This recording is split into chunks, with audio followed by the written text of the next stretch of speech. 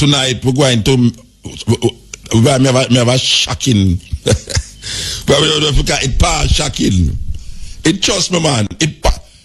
Now when I blow one trumpet, but we're gonna blow one trumpet. One must I call that it is the cutting edge that introduced Jamaica to the speeches of Louis Farrakhan. One must remember that before the cutting edge, no one even could have even think of playing a Farrakhan speech. And I remember my brethren, there was a radio station in Montego Bay,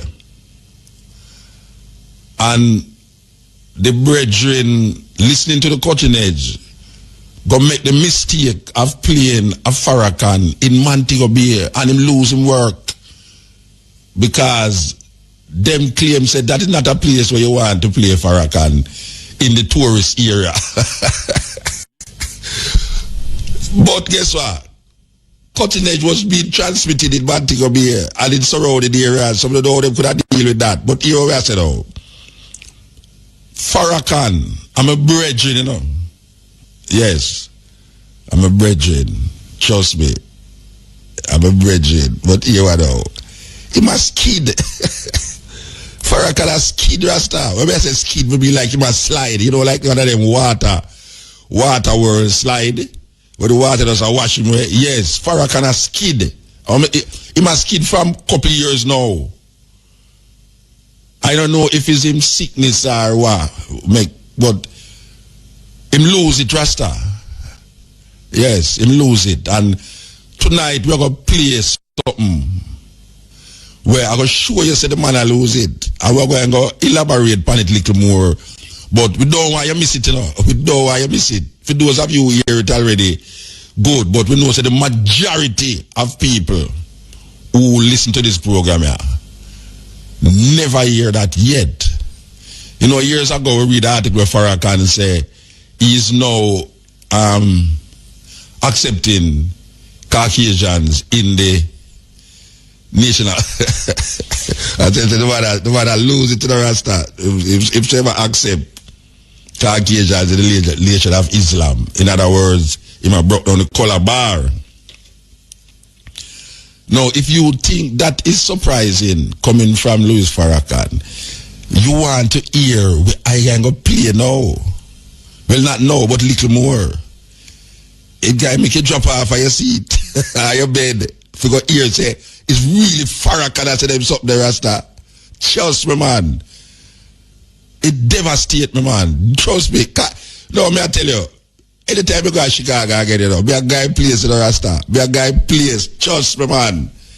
Because them utterances there is unbelievable coming from, well, it's not really unbelievable because, you know, say, Nation of Islam, most black people who turn Muslim, them not look for African name, them look for Arab name. And I think I mentioned this before already, you know. One time I drive in a Senegal. With a Senegal, I drive in a one taxi with a brethren. And I ask him what his name. And him give me a Muslim name. So I say, so what is your African name? And him tell me. And I say, so oh, you have a African name, I know why I use him. He say, because him is a Muslim. Now we know that Muslims, not nationalistic, you know. When we say nationalistic now, Muslim come like Christian. If he is not a Muslim, he's an infidel. And them no have no allegiance to Africans. Them no have no allegiance to Africa itself. Them have allegiance to Islam. That is why even in a slavery, the mind of the Muslim in slavery, him never say African as him brother if he was not Muslim. He must see that man as an infidel. So if you're not praising Allah, he's an infidel. And more times than many, infidels supposed to die, like the Old Testament. The Nation of Islam over the years has risen black people to a state of consciousness to really, where we say, believe in themselves, because its founder, Elijah Muhammad, was a follower of Marcus Garvey. And one cannot forget that Farrakhan of Jamaican blood in him. His father was a Jamaican. Yeah. Farrakhan's father was a Jamaican. Over the years, I wonder if when me get all of them fools, I go talk. No, I wonder, because I realize some of them people, you know, like, when they pass a certain age, you know, it's like, they get reactionary, you know, total reactionary, you know. Uncle man like all Ben Buchanan and John Henry Clark and the man there, we don't really hear limbo, you know, them no limbo at all, but them man come, well, you have some other man who no limbo still, but I wonder if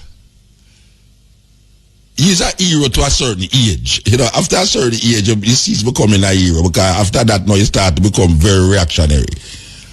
And I go up in that age, you know, I wonder if when we reach all them man the age for them foolishness, I go talk.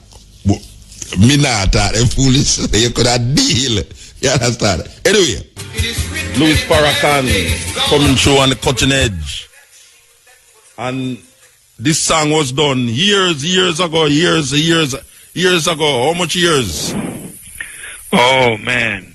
Maybe 30 years. 30. No, a whole heap of people don't know, so he was a Calypsonian, you know. Yes, at one time, that is true. Yeah. But first, Muta, let me greet you and all of your wonderful listeners with the greetings of peace. I am so honored and happy to be back in Jamaica again and to be on a show with my wonderful brother Mutabaruka. Thank you for having me. Yeah, man, it's always good to have you, especially when you come to Jamaica, you know. As I was saying, that your name as a Calypsonian, because there's a lot of people now who's listening to the program who have never heard you, because, you know, it's a long time now since you came here, and there's a more young people is listening to the Cutting Edge right now. So I just want to take them back in your early years as a Calypsonian. Your father is also a Jamaican, right? Yes, sir. Where in Jamaica your father come from? From Law Street in Kingston. Ah, down at the south. Yes. Yes. So you have any experience in Law Street, or you just went to America and that was it? No, I was born in the United States. Yes. And, of course, my father was from here, and my mother is from St. Kitts, and my grandmother from Nevis. And so I wanted to come into the Caribbean to pay my respect, because it's the Caribbean people that nurtured me when I was young and gave me the kind of mind to fight for justice and freedom for our people. Yeah. So my father was a Garveyite. He was a disciple of Mr. Garvey in New York, and my mother, of course, was on the fringe of that movement, but my uncle was also a follower of Mr. Garvey, and it was my uncle that introduced me to Mr. Garvey, and because when I went to his home in New York, usually in the West Indian home in the United States, we would always see a picture of Queen Elizabeth and King George. So he was always on the mantelpiece in my home, and a Caucasian-looking Jesus. So when I went to New York to meet with my uncle, that was the first time I saw the picture of a black man prominently displayed in the house. So I asked my uncle, "Who is this man?" And my uncle said, He's a man that came to unite black people. So I was just a little fella, 11 years old. So my uncle got a chair so I could stand up in the chair and drink in the features of this wonderful man who came to unite us. So when I asked my uncle, where is he, that I may go and meet him, my uncle said that he had passed away, and tears fell from my eyes, because ever since I was a little boy in my Anglican church, I was always looking for someone who would deliver black people from the harsh oppression that we were under. So I would always ask my Sunday school teacher that if God sent Moses to deliver the children of Israel and Joshua to lead them into the promised land, and God delivered the Hebrews from the Babylonian servitude, why has not God sent someone to deliver us?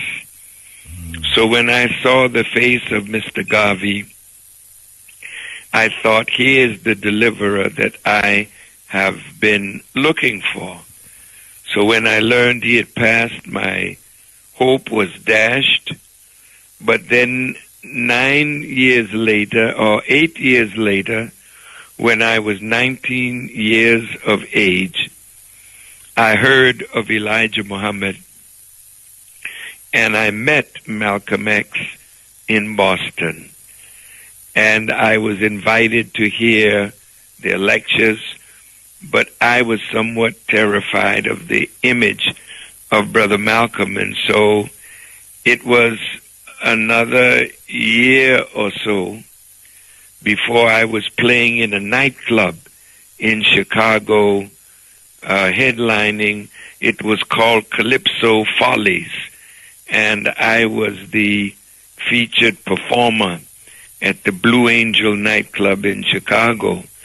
And while I was driving one day, I ran into a friend of mine, and I jumped out of the cab to go and greet him, and he was there for the Muslim Savior's Day convention. And that's when I heard the Honorable Elijah Muhammad, and later went to hear Malcolm X. And when I heard Brother Malcolm, I heard a black man talk like I had never heard a black man speak before. I never wanted to necessarily leave the church or change my religion. But since the church at that time was not seemingly interested in the liberation of our people from the oppressive hand of our oppressors, then I decided that I would become a Muslim, and I did and grew in Islam. But as I grew in Islam, I could see the common thread that runs in all of the major religions of the world. And so my aim now is not so much to convert people to this or that, but really the Quran teaches us that all of us are created in the nature of God, and that nature of God is submission to His will. So whether we call ourselves Christian or Buddhist or whatnot, our nature is to submit our will to do the will of God. We are absolutely the righteous by nature, but made wicked by circumstances. All right. So I'm happy to be here and happy to be with you, Brother Muta. Yeah, man, long time. But listen, I saw a documentary on Jamaica that dealt with the great debt that Jamaica is owing. Life and debt is called. Yes, man. Yeah. And I just saw it maybe a week or so ago, and it touched me very, very deeply. Yeah. And of course, you were prominently mentioned and heard in that documentary. Yeah, we helped to shape it, you know. Where you shaped it wonderful to tell the real story of Jamaica. Yeah, but I want to go back to what you just said a while ago about getting like more experience. You now come to the understanding that the idea is not religion. Does that mean that you mean like color also? Because there was a time when people hear of the black Muslims rather than Nation of Islam, it drive a kind of anti-white, anti-Semitic thread in the minds of the people. Coming from where you were and being where you is now, is that the same idea that run through? Are you saying no due to experience that? Well, you know, Muta, that as black people, the one thing we share in common since our fathers were brought into slavery in the Western Hemisphere, the taking away from us of our names, our language, our culture, our history, our God, and our religion, we were turned inside out and upside down, where we began to hate the color of our skin, the flatness of our nose, the thickness of our lips, the kinkiness of our hair, and we were made to see ourselves as less than what other people are. So the Honorable Elijah Muhammad had to teach us the value of our blackness, that we are not black because we are cursed. We're black because we are the original life on this planet. And as the Bible teaches, from one blood came all nations.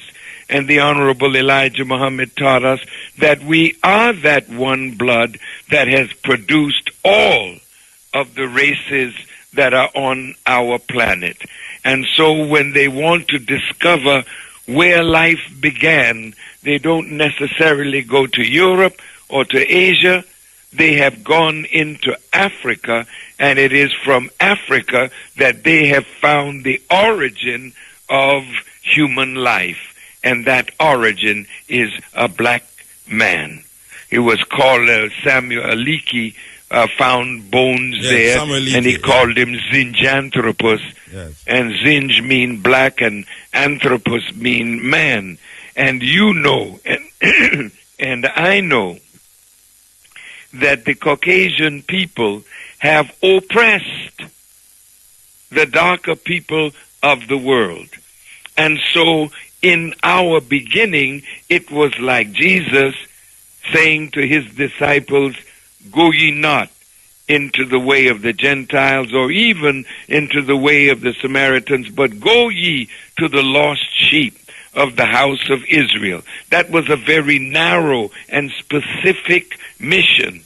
And the mission of the Honorable Elijah Muhammad was first to the black man, because the black man of all of the members of the human family are in the worst condition with respect to doing for self, creating food, clothing, shelter for ourselves and for our people. We are behind in that. So the color thing was absolutely necessary to make us to see ourselves as someone of value that the Creator created as the Father of all human beings. But when color becomes your means of judgment of the intent or the heart or the mind of a human being, then we run into problems. So as we grow and we mature, as Jesus said, take this gospel into all the nations, to every nation, kindred, and tongue. So there's a universality to the message of Elijah Muhammad. So in that being the case, then, when we reflect on the message to the black man, as written by Elijah Muhammad, and it speaks of the origin of the white race and how the white race come about. How would you view that now? I view it the same as I viewed it then. Yes. Because there is no white without black. Yes. If you had two white people, they can only produce themselves. They cannot produce the yellow man or the brown man. And they certainly can't produce the black man. So one of their great geneticists discovered in his study of genetics that dark skin is dominant, light skin is recessive. Yes. Dark eyes are dominant, light eyes are recessive. And he said you can take the recessive from the dominant, but you cannot get the dominant from the recessive. So in the beginning was darkness, and then came light. Yes. And in the beginning was black, and then came white. So in the thesis about the origin of the white race, where it is given over to a man by the name of Jacob, I think it's Jacob. Yes. Yeah. Can you explain that as it is written and what you see it is now in this time? You know, in the scriptures, you get a man called Jacob. Yes. Jacob and Jacob is the same. Yeah. Jacob wrestled with the angel. And after he wrestled with the angel and prevailed, his name was changed from Jacob to Israel. Yeah. So here today, the Honorable Elijah Muhammad said, this Jacob that wrestled with the angel, it really is referring to the making of the white race. Mm-hmm. And they're coming onto the planet to produce a civilization different from the civilization of the original people. And we are now the victims of a civilization that is so different from the way of God and the way of the righteous. All right, and so Muta, the saying of Elijah Muhammad is as true today as it was then. However, when we say Israel, if Israel represents the white race, then who are the children of Israel that were in bondage in Egypt under Pharaoh? The Honorable Elijah Muhammad said that is a symbolic, prophetic picture of black people today as children under the white race. We look to them like children look to their parents to provide us with jobs, with education, with food, clothing, and shelter. This is what a child does with a parent. Yes. But when we mature, we leave our father's house and we produce these things for ourselves. So it is time now for the children of Israel to be free from their domination over our lives. They're guiding our destiny and locking up our future in them. All right. Now we got to go free. I don't want to ponder on this too long, but as I said, there's a lot of young ones who's listening that never heard that reasoning before. Is Mr. Farrakhan saying that the angel who Jacob struggled with is not from the black race? No, the angel was definitely from the black race. Yes. So how did the white race come about in that struggle? Through when you say through the struggle, he says, meaning Jacob fought with the angel and overcome. That's right. And then it brought about the new name Israel. So what I'm asking now is that if this is the origin, if that's the time of the origin of the white race, what metamorphosized at that time to bring about the white race? Well, you know, if you look at the Bible, you have different symbols explaining the same truth, but under different pictures. For instance, if you go back to Genesis, where the creation of man begins, you have God creating everything in the book of Genesis. Then when it comes to the 26th verse of the first chapter, it says, let us make man in our image and after our likeness, and give them power and dominion over the fowl of the air, the fish of the sea, and every creeping thing that crawls upon the earth. And this is relating to the making of the first man called Adam. But if you read carefully the history, there's someone called the pre-Adamites. And the pre-Adamites are not Caucasian. The pre-Adamites are the aboriginal people of the earth. So the Adam represents the white race that came to being, and they have been in dominion and power over the fowl of the air, the fish of the sea, and over every creeping thing that crawls. Yeah. And they were given the right to rule for a season until the coming of God, who would end their rule and domination and set up the kingdom of God on earth. All right, so you're saying that Adam was a Caucasian. That's what you're saying. All that right. Adam. Yeah, the Adam in the beginning. Yes.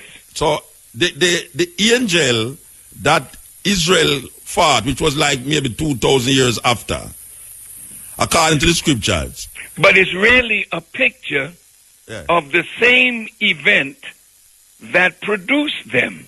So okay, so you're saying you don't separate it by 2,000 years then, or more? No, because 2,000 years from Adam, you come to the birth of Moses. Well, Moses Noah, is 2,000 years after Adam. Yeah. And if you look in the Bible, it puts the creation or the making of Adam at 4004 BC. So that's 6,000 years ago. Yes. But you know the earth is millions and millions of years old. Yeah. And so are we.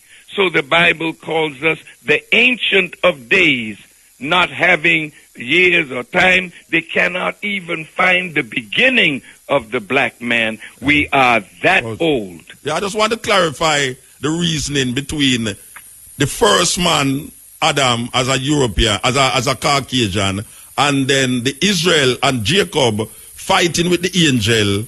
You are saying you're putting them in the same era, in the same time space. In this sense. That's what you're doing. You know, once the man is made, yes, he has a work to do. Yeah. And what happened after, you know, if you go back into Genesis, you see Adam was put out of the garden. Yes. Because of his rebellion, right? Yes. The white race was put out of the Middle East and sent into the hills and cave sides of Europe, where they lived for 2,000 years. And so in that span of time, their first 2,000 years on the planet, they lost it due to creating trouble in the Holy Land.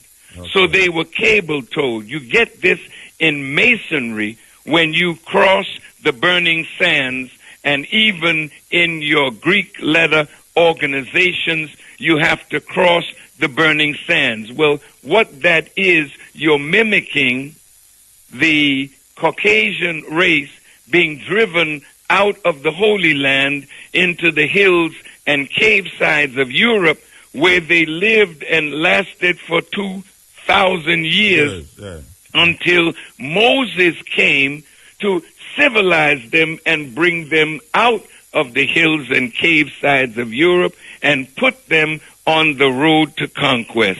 So the Bible says, as Moses lifted up the serpent in the wilderness, so shall the Son of Man be lifted up. So today, as they, whites, that you see today, ruling the sea and the air and the depth of the sea, and now going out into space. Just 4,000 years ago, he was living in the caves of Europe. Now today, he rules. But where are we? As Moses lifted up the serpent in the wilderness, now the Son of Man, we, the sons of men, are now under their foot, and we now are in a cave-like state, living a savage life of self-hatred, beating and killing and destroying each other to the joy of our enemies.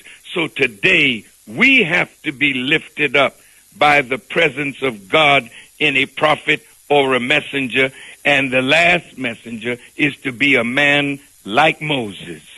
All right. All right.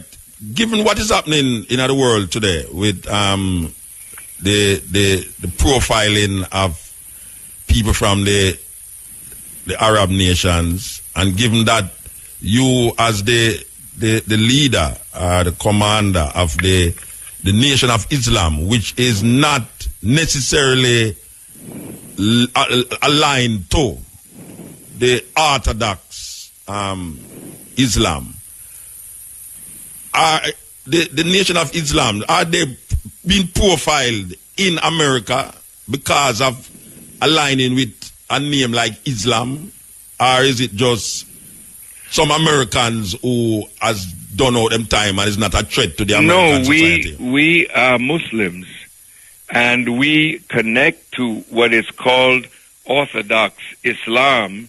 We believe in Allah, we believe in the Quran, we believe in Prophet Muhammad, peace be upon him. We believe in him as the last of the prophets, but the Quran says that in every nation God has raised a messenger. Here we are in America and in the Caribbean. We have never had a divine warner from God to visit us, to reform us, to lift us up, to fulfill the scripture that the bottom rail would come to the top and the last would be the first, and thou shalt no longer be the tail, but you shall be the head, for this is the Lord's doing, and it is marvelous in our sight.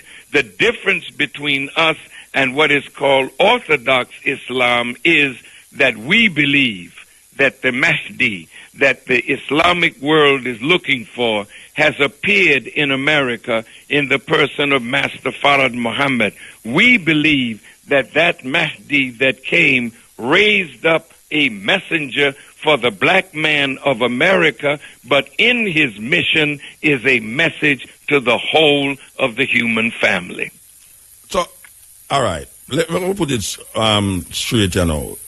Because most of the times when you talk to an Orthodox, so-called Orthodox Muslim, they reject the term black Muslim or Nation of Islam, referring to the group or the organized body in America that you are the leader for.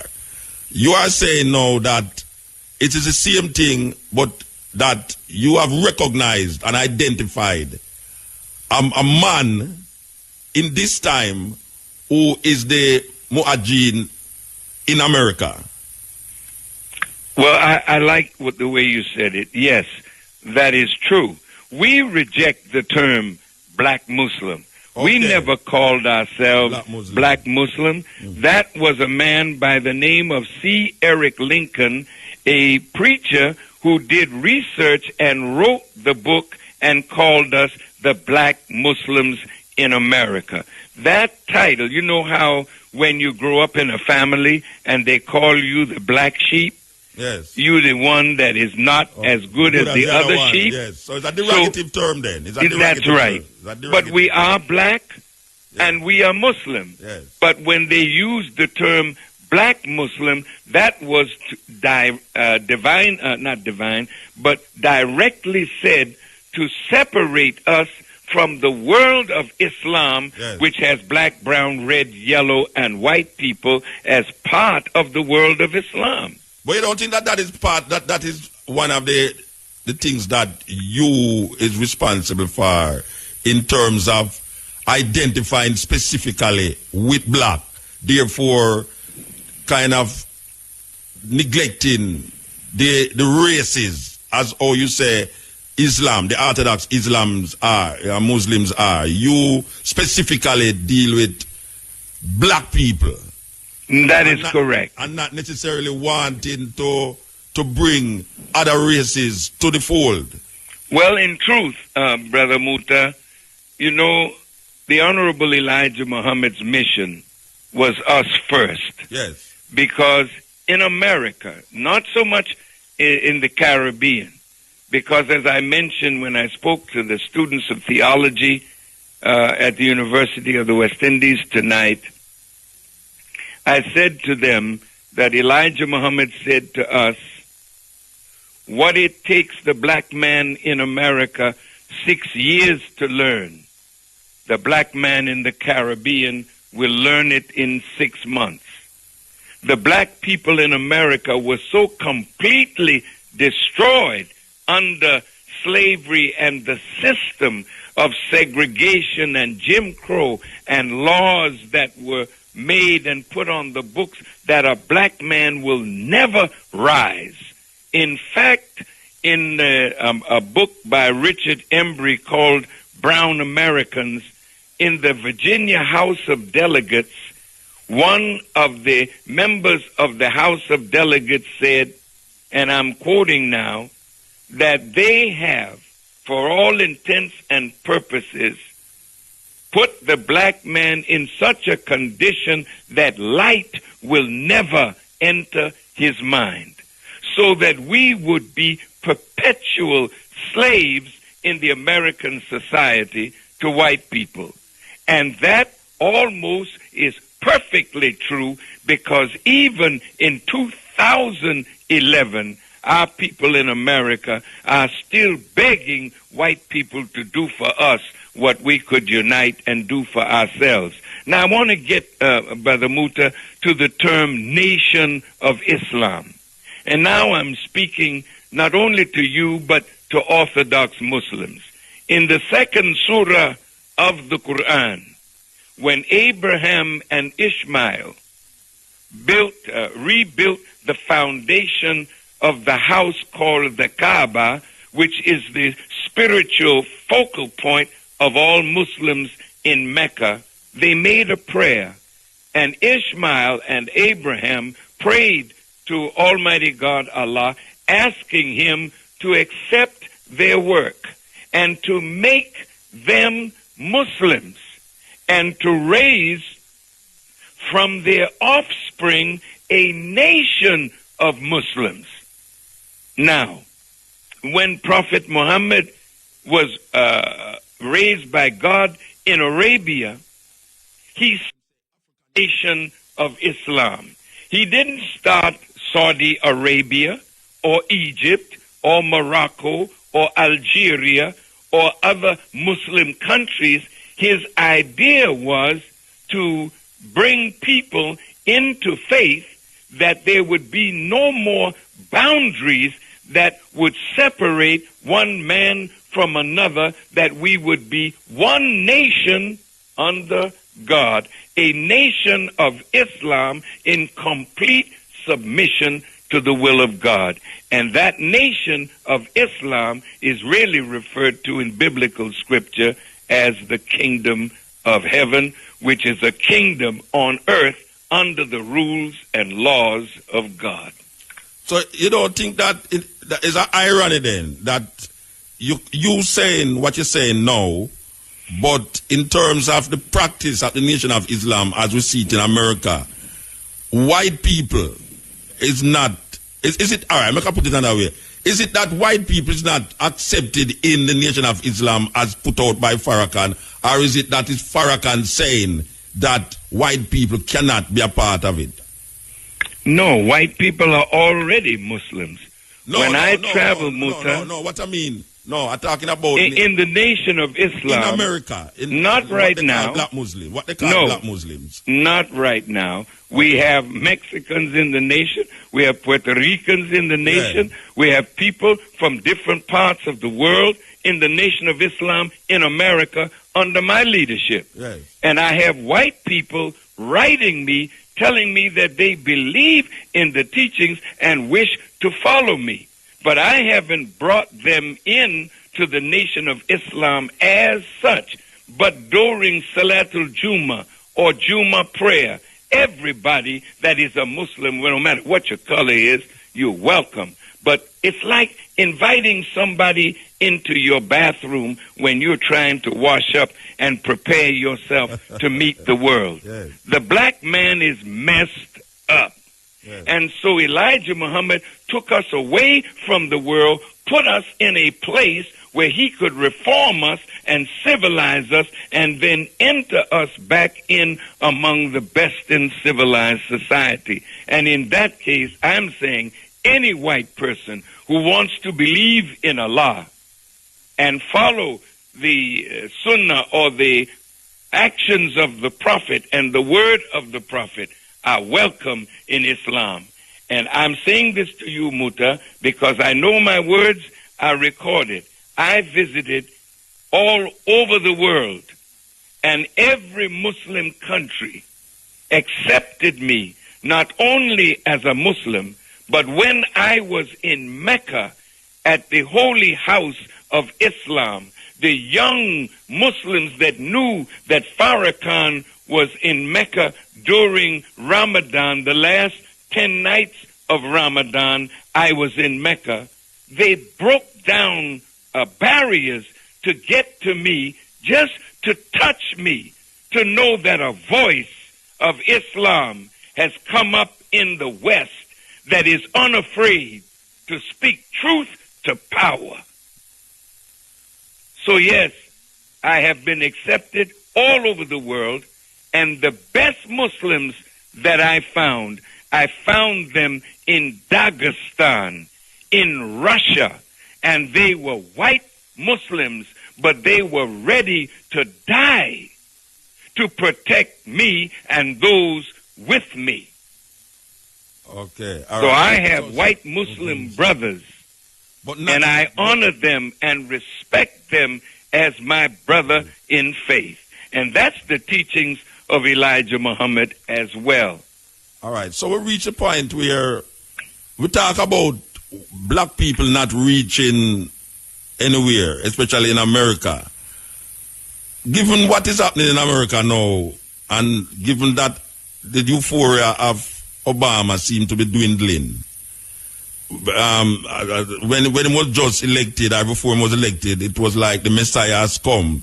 We know that Farrakhan is always speaking in mind. Tell me about your view now, in this present time, of this black man being the king of Babylon, as we would call it in Jamaica. That's a very good statement, Muta. Yes.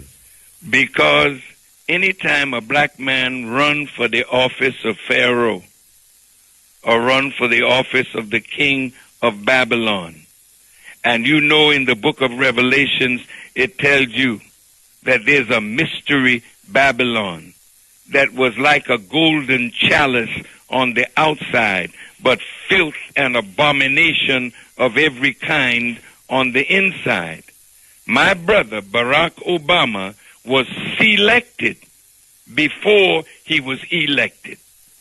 The man was a great organizer in Chicago. He became a senator, a state senator, then a United States senator. And one of the young men that is a doctor of education in our school in Chicago told me that when he was over all of the charter schools that were coming up in Chicago, he met a Jewish man who told him that in a little while Barack Obama would be president of the United States. I don't know whether you followed this in American politics, but a Jewish writer wrote and said that as black people thought that Bill Clinton was their first black president, Jewish people felt that Barack Obama was their first Jewish president. It was the people of Goldman Sachs and Wall Street that gave him a lot of money and support. So when he became president as a constitutional lawyer, but not an economist, with the economy in such bad shape, he reached for Timothy Geithner as his minister of finance and economics. He comes out of Wall Street, Goldman Sachs, Larry Summers, the former head of the Federal Reserve. All of these people were his advisors, and it was they who advised him to take out this special loan of over $800 billion, and they were telling him that if he didn't borrow this money, America's economy would fall and we would be in a recession worse than the one in the 1930s. So he believed that, and he borrowed the money, and the money never went to bail out the people that needed it most. It bailed out Wall Street and the bankers. And so now the economy is $15 trillion in debt, and the American people are angry with Obama, but it was not Obama that really put them in bad shape. America was in bad shape when he became president, and now they're in worse shape because he listened to their advice. And so my brother, Barack Obama, when he was campaigning, you know how beautiful he was. You know how all of us felt proud that this black man from America with a white mother and an African father would become the president of the United States. But the one good thing that our brother has done, he has freed the minds of all our young people to know that they don't have to just be basketball players, football players, track stars, golf stars, singers, and dancers. They can rule. And so for that alone, we have benefited. But since he has been in office, I am sorry, his popularity in Africa with the killing of Muammar Gaddafi, his popularity in the Muslim world is gone down, down, down. And unfortunately, even in America, the Republicans are determined that he will only be a one-term president. I hear that I shouldn't keep you too long, but you know, say anytime we're ready to talk, we have a lot of things to talk about. So I don't want to make you tiredness. Well, my brother, you know, Muta, I really need to ask you some questions, and I don't want you the time go. Well, ask me one or two more, and then I'll go get some rest. Yeah, all right. I want to touch upon Gaddafi, because I know that you and Gaddafi was very close. You know, over the years, you know, Gaddafi and you seem to mesh a whole heap of things, but your president side with a group of people and murder him, really. If you speaking to Jamaica right now, to Obama, what would you say to Obama about the situation that Obama put the world in getting rid of Gaddafi? Well, I would say this, Brother Muta. When Brother Gaddafi was assassinated, Libya had no debt. Yes. Everything in Libya was paid for. Light bill. Here's a man that was building infrastructure. He spent $33 billion bringing water up out of the desert, man, and allowing people along the coast from Tobruk and Benghazi all the way almost to the border of Tunisia to have water. People had free housing, free medical attention, free education, and from the oil money, every Libyan had money deposited in their account from the oil that is under their foot. Yes. That man loved Africa so much that the idea of Kwame Nkrumah, of a United States of Africa, that was picked up by Gamal Abdel Nasser and then Sekou Touré and others. Now Gaddafi was pushing the African Union to bring about the United States of Africa. With an African Did you know? money. Huh? With an African money. Yes. In gold. Did you know, brother, I'm sure you do, that anytime you call Africa, you would have to go through Europe.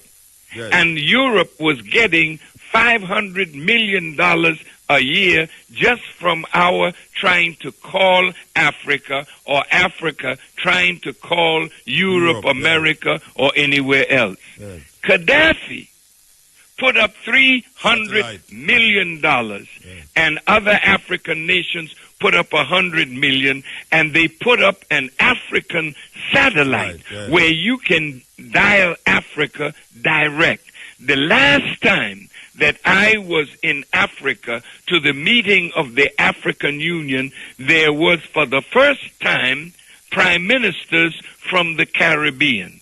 And Brother Gaddafi promised that he would set up a bank in the Caribbean, a Caribbean Development Bank, and put $1 billion in it so that the Caribbean could borrow money from the Caribbean Development Bank and not pay the exorbitant interest that is charged by the the World Bank and the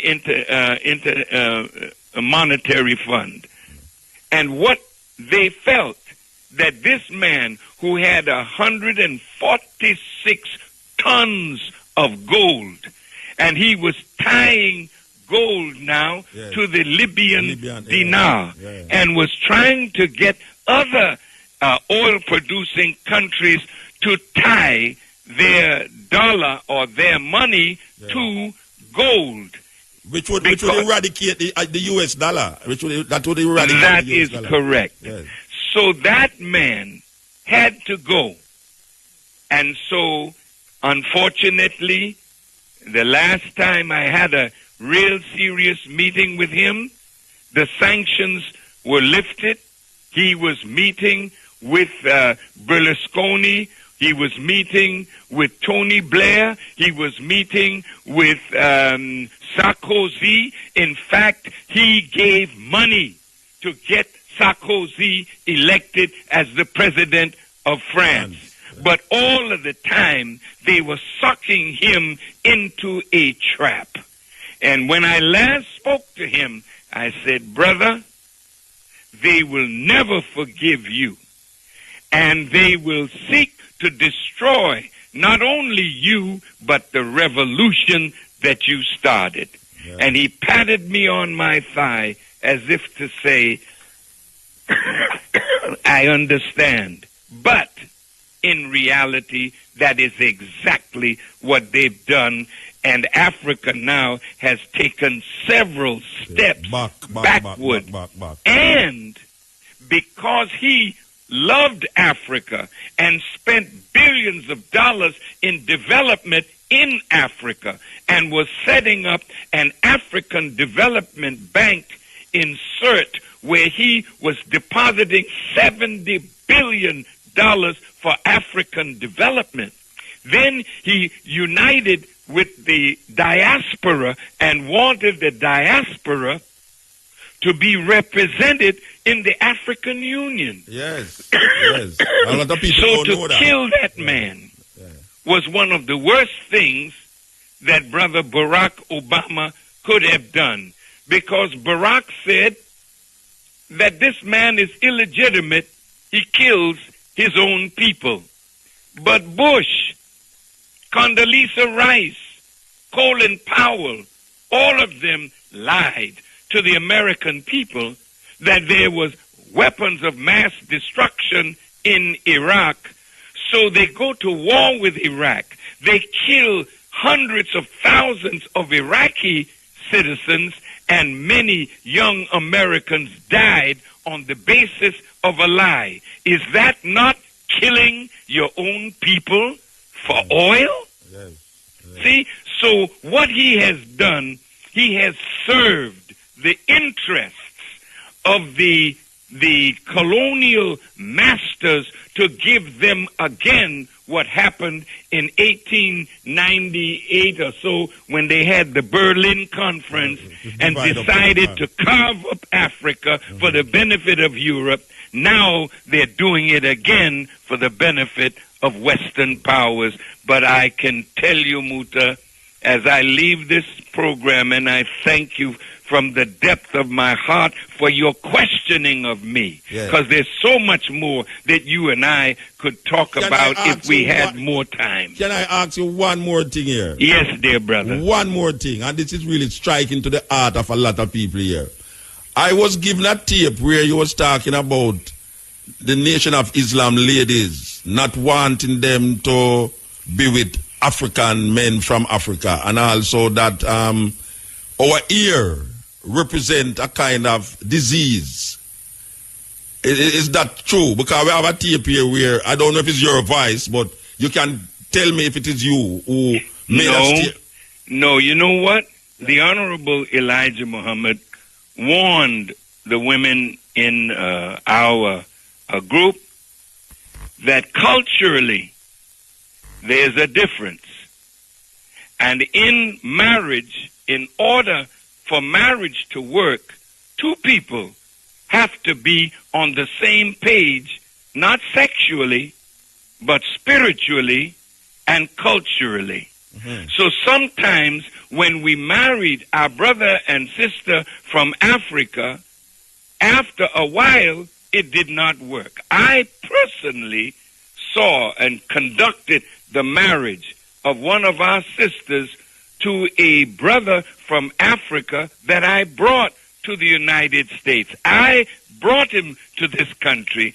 I met him in Nigeria as a student. He now has a doctorate degree. He had many beautiful children from this sister, but they are no longer together. Well, those things happen. Yes. But then you have some Muslims who were looking for a green card.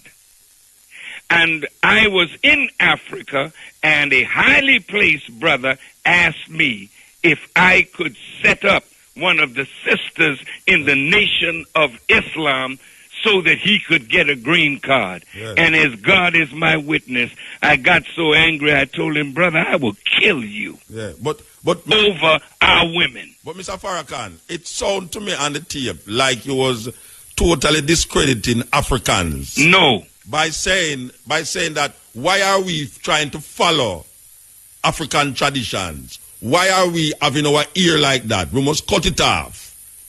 I don't know if I can play the tape still, if you want. No, you have to play that tape again. All right. And listen carefully to my words. Let me play it here. I see if I can. Not to follow the styles of Africa. Allah didn't raise you up today to copy the style of Africa. The black man in America, if you understand prophecy, is the prodigal son.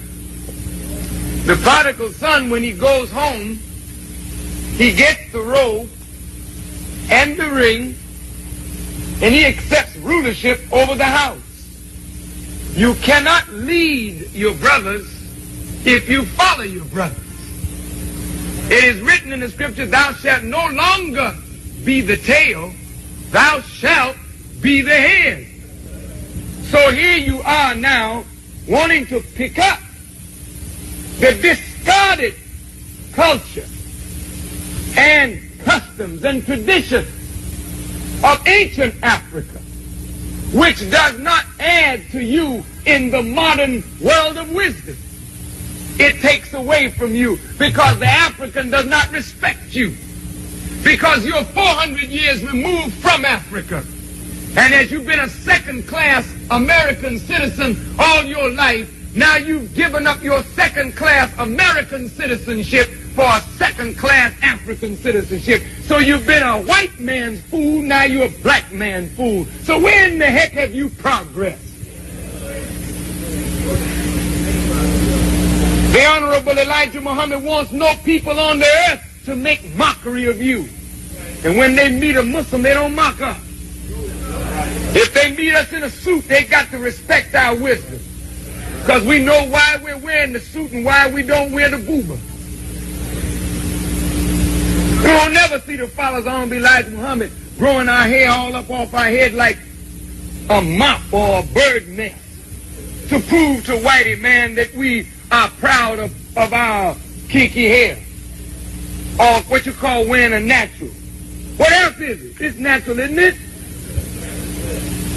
Well, man, you don't have to let it grow wild. Yeah, that is Louis Farrakhan, all right. Those are my exact words. And go back and get the year that I said it. Yes. But look, at that time, we were wearing afros. And we were growing our head like a bush over our head. This was not Rasta, man. No, yeah, no, I know what I said. This was a bush. Yeah, but what's wrong? I am saying, what's wrong with the people finding them identity and wearing this bush? Why but then you keep on growing. Because when you have a new wisdom, it produces a new culture. Let me give you an example. But what is the new culture between Bobo? A lot of people in Jamaica don't know what's a bobo, but it's a traditional dress in Africa. The coat and the tie is a European perception, and the bobo is an African thing. Why are you saying that, you will never see a Muslim, a Nation of Islam person in a bobo, as if that bobo is something that we must reject and really deal with? Well, let me put it like this. Yeah. Brother, if I were making that talk today, I wouldn't make it like that. Okay. You were listening to Farrakhan in the 70s. There's a lot of truth in what I said. Yeah. But we are to set styles now. Yes. But setting style don't mean you must wear a suit. No, hell no. But that's what the Nation of Islam is identified with. But look, suit, not a bobo. Let me say this. The Quran says it like this. Mm-hmm. We never send a messenger, but that he speaks the language of the people to whom he is sent. Yes. We live in America. Yes. So if I dressed in an African attire, yes, I'm already now communicating to the person that's looking at me something. Yes. They could say, oh, he's an African, or they could say whatever they think. But I'm communicating by my dress. Yes. So the Honorable Elijah Muhammad asked his followers to put on a suit and a tie and dress like the business people of the world, because he was going to make us into a business people. However, he designed clothes for us that was not a suit and a tie. And I designed clothes for us that was not a suit and a tie. And if you look at the women, how the women were dressed, they're dressed decently, but not the same as our brothers and sisters on the continent. But I would say, brother, we respect our African culture. So we're agreeing that you wouldn't say... No, I wouldn't say it like that today. Because Paul was a great teacher. Yes. But when Paul got to a certain stage of development, Paul said, when I was a child, I spoke as a child because I understood as a child. But when I became a man, I put away childish things. I respect that. I totally respect what you're saying now, and it leave me my heart feel nicer towards what I hear, because I mean, there's a lot. When I played it, a lot of people was very angry in Jamaica when we played it, to hear that Farrakhan is saying that. But when did you play it? It's about a month ago. Oh God, you played something a month ago that I spoke in the 70s. Yeah, but you see, things go around, you know. Things go around. It's somebody. Well, it's okay, though. Yeah. I would be glad to sit and defend the truth of what I said and, of course, graduate from those things that I said that today I would not say. Give thanks, Bridget. So I'm going to make you go sleep now, and it's a long time I don't see you, though. Long time I don't see you. You know, but Muta, yes, it is always a pleasure, man. Yes. Not only to see you, but to hear you. Yes. And I loved your line of questioning. Give thanks. May God continue to bless you and bless those with you, and I look forward to seeing you again and again. On Saturday, I will be speaking at the Wyndham Hotel at 4 p.m. It'll be free, and the doors open at 3. Okay. So if you can make it, I'm going to try and make it, definitely. Because I do want to see you. I want to see you too. All right. I will go way back. Have a wonderful evening and peace to you and to all your listeners. Give thanks, brethren. Thank you.